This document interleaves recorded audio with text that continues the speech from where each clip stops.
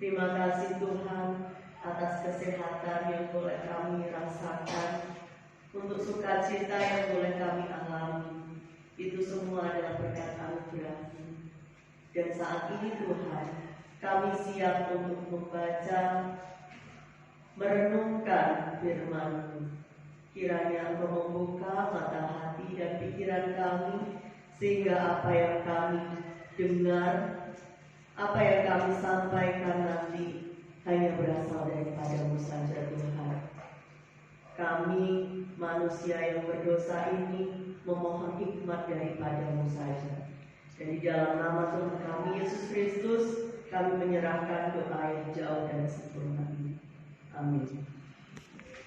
Dengan Simon, saudaranya, dan ia berkata kepadanya, "Kami telah menemukan Mesias." Ia membawanya kepada Yesus. Yesus memandang dia dan berkata, "Engkau Simon, anak Yohanes, engkau akan dinamakan Kefas." Berbahagialah setiap orang yang mendengar firman Tuhan dan melakukannya. Amin. Haleluya. Dan penuh semangat. Ya, Bapak Ibu Saudara, adakah yang di sini baru pertama kali melihat saya? Oh tidak. Berarti sudah kenal ya? Mereka memakai istilah tak kenal maka tak sayang. Ya benar. Oke. Nah sekarang sudah mengenal saya berarti sudah sayang sama saya ya. Kok cuma salah? Ya, istilah itu biasa digunakan untuk perkenalan supaya suasananya lebih cair, tidak tegang. Nah ini juga tidak perlu tegang ya, karena bukan waktunya ujian. Oke. Nah setelah perkenalan, setelah suasananya cair, apakah kemudian benar-benar sudah sangat mengenal orang baru itu, Bapak Ibu? Nah setelah beberapa kali saya melayani di tempat ini, apakah Bapak Ibu sudah mengenal saya? Betul banget, paling hanya namanya gitu. Iya. Iya. Ternyata ketika perkenalan pertama, apalagi saya sudah beberapa kali di sini saja, Bapak Ibu kan bukan saya tinggal di mana. Sleman gitu terus. Iya, tinggalnya saja tidak tahu.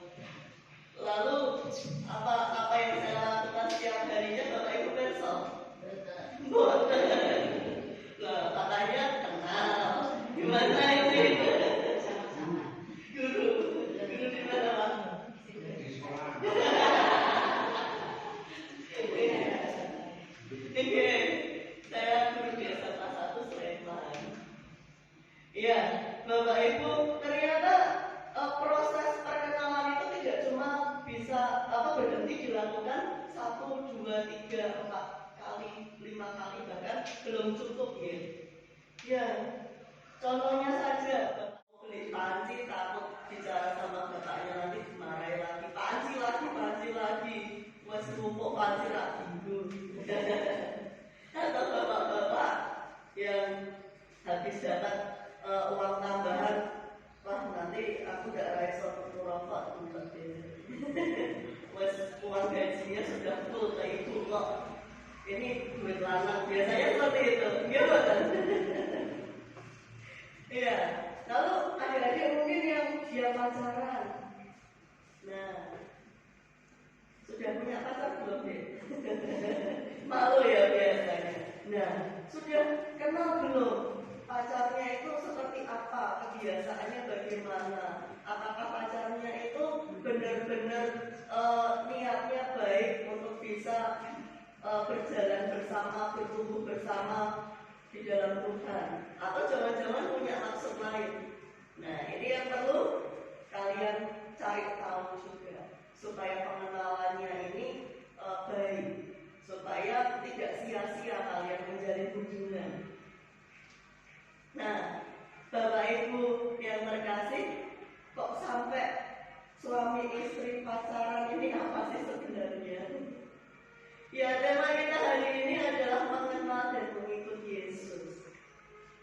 Nah, kalau dengan pasangan kita butuh waktu yang lama.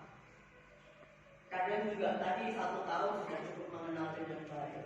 Yaitu berarti komunikasinya terjalin dengan baik. Nah, sekarang bagaimana komunikasi kita dengan Tuhan? Bagaimana pengenalan kita dengan Tuhan? Apakah kita sudah cukup mengenal Tuhan kita? Bapak Ibu sekalian adalah Kristen? Kristen. Ya, satu yang menjauh. Ya, jadi coba cari tahu benar-benar tentang siapa itu Kristus. Nah, Bapak Ibu Saudara, ketika kita membaca Injil Yohanes ini, komunitas penerima Injil Yohanes itu ternyata tidak hidup di zamannya Tuhan Yesus, sehingga dia tidak mengenal Tuhan Yesus secara pribadi, dan juga tidak sedikit yang kemudian meragukan Yesus itu benar-benar bukan nggak sih? Yesus itu benar-benar Mesias nggak sih? Nah, sehingga diperlukan pemberitaan. Dulu, seperti apa yang dibaca tadi di Injil Yohanes, gereja datang, ya, umat yang mau datang kepada Tuhan, baik itu di dalam doa ataupun bersekutu seperti ini. Ya, mau Kristen juga gereja. Nah, jadi tipe pertama ini datang tanpa merasa melihat Yohanes setiap minggunya ke gereja. Jadi rasanya itu gampang. Berdoa setiap saat, setiap waktu ke gereja setiap minggu atau ketika ada PAPD itu hadir.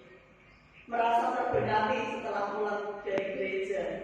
Tetapi habis itu hilang, kembali ke rutinitas harian. Tidak bertumbuh imannya. Ya hanya rutinitas harian, rutinitas mingguan. Itu tipe yang pertama, orang yang datang. Lalu tipe yang kedua adalah orang yang melihat. Jadi orang itu datang ke gereja iya, lalu melihat kesaksian orang-orang di sekitarnya. Tadi saya sempat disampaikan kesaksian oleh Bu Titi tentang bagaimana Tuhan itu hadir. Harusnya mati kok malah Tuhan itu datang dan mengubahkan saya jadi dapat suami. Gitu. Ya, itu saya melihat bagaimana Tuhan itu hadir dan bekerja dalam kehidupan Bu Titi. Ya, Tuhan luar biasa. Nah, ini melihat. Tipe orang yang kedua ini melihat dan kemudian berusaha mencoba memaknai hidupnya.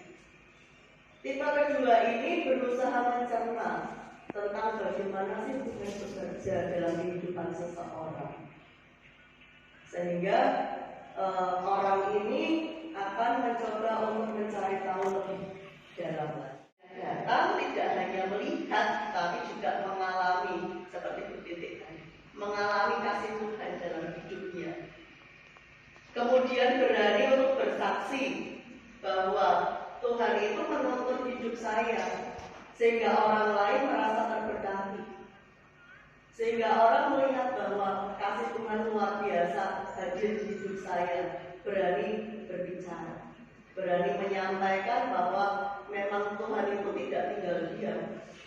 Gusti boten sare. Iya, ketika masalah melanda hidup saya itu tidak mudah untuk menyelesaikan masalah itu, tapi Tuhan hadir dari bersaksi. Nah, itu tipe yang ketiga. Nah, ketiga tipe itu, Bapak Ibu, adalah sama-sama kata kerja yang kalau tidak dilakukan, ya tidak terjadi. Baik tipe 1, 2, maupun 3. Yang pertama tadi apa? Datang. Ya.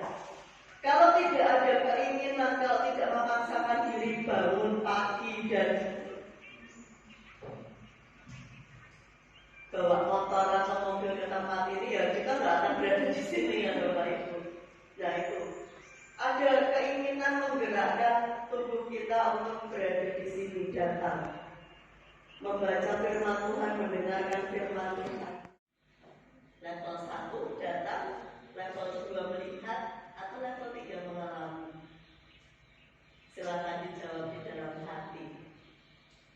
Ya mungkin kehidupan keluarga pelayan Tuhan itu bisa menjadikan ini ya, kita bisa melihat bagaimana keluarga pelayan Tuhan itu, apakah kehidupannya pasti seturut dengan kehendak Tuhan. Beriman Bapak Ibu, tidak pasti, tidak menjamin juga kualitas perjumpaannya dengan Tuhan. Di negara lain, bukan di Indonesia, apalagi di gereja kita, ada pelayan Tuhan yang justru melakukan tindakan-tindakan yang kriminal. Mungkin Bapak Ibu pernah membaca di berita yang entah itu yang mulai dari korupsi, dana gereja, ada yang melakukan tindakan asusila, dan juga tindakan-tindakan negatif lainnya. Nah ini tidak menjamin ternyata pelayan Tuhan itu pasti hidupnya berkualitas. Nah masing-masing tantangan ini jalan yang ditempuh untuk dapat solusi pasti berbeda, tergantung bagaimana kedekatan kita dengan Tuhan. Maka seberapa berkualitasnya kehidupan kita bersama Tuhan itu tidak tergantung pada nanti Bapak Ibu bilang cakep gitu. Pergi ke pasar membeli pepaya, tak lupa singgah membeli roti. Kalau sudah kenal Kristus dalam hidup kita, jangan cuma di kepala, lakukan setiap hari. Tuhan memberkati kita. Satu